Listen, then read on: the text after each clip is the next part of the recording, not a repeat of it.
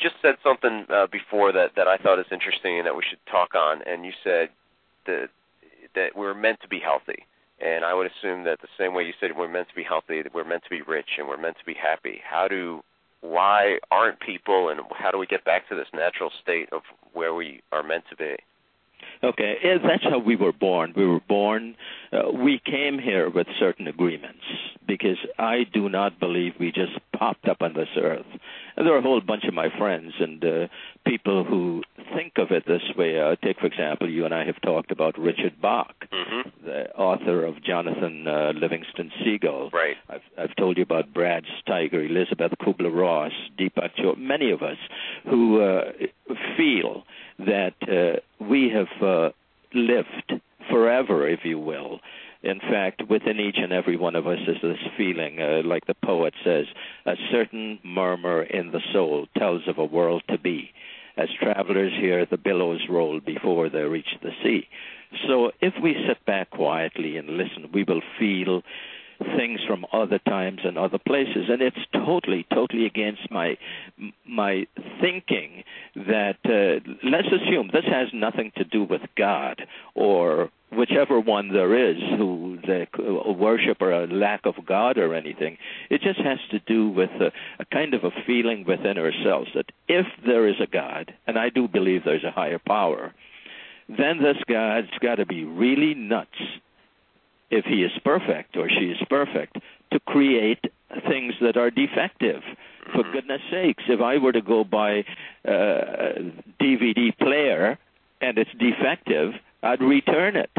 So it came to me at a very early age, and from listening to some of the masters of the Far East talk, some of the yogi masters, I thought, no, we were not born defective.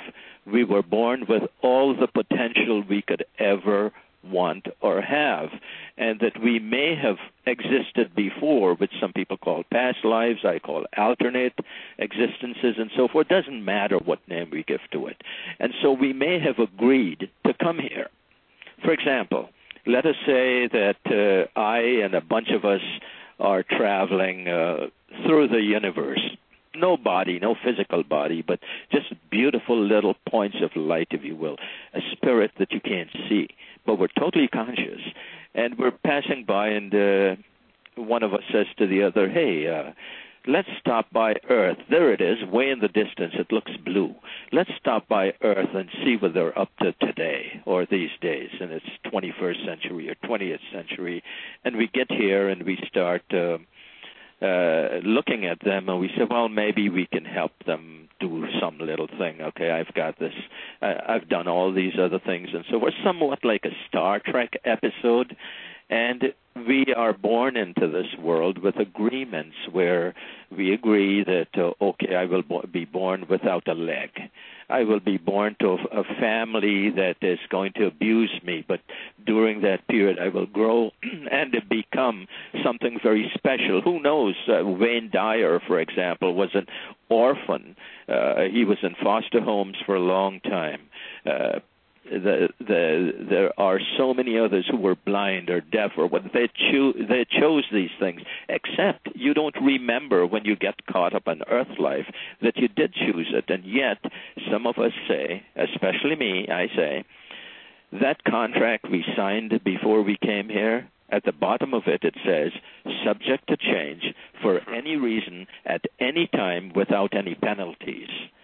So we can quit the game anytime we want, which means if we are perfect to start with, and religions, many of them teach us that we're not, we are a kind of a clod of clay, and now we've got to start becoming something in the potter's hand. And some of us think that no, we are perfect to start with, almost like the David statue in the stone. It's there all the time. And all we've got to do is create the way, learn, grow, and use the tools we have so that that beautiful statue of David will come out, or so that that beautiful part within us will come out. Therefore, I do not believe that disease is a natural thing for a human being. I think we are hypnotized by advertisements, by all all the kinds of things we see around us, by fear, by medicine, by everything else.